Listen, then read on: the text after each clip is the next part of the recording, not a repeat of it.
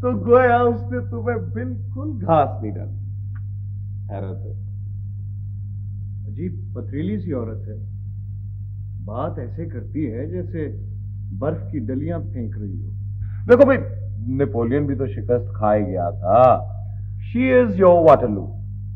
नहीं जाने अजीज, नहीं, ऐसी बात नहीं है। दरअसल मेरा तरीका वारदात ही गलत था। मुझे चाहिए था कि मैं तो काफी होगी उसकी। अहमद मियां को मरे 15 साल तो हो गए, लेकिन यार तुम कोई और बात नहीं कर सकते। तुम तो वाकई बड़े डिप्रेस लगते हो। चलो आओ क्लब चलते हैं। सॉरी यार, क्यों? आज मुझे एक बहुत ही जरूरी काम है। Otherwise I could never say no to you.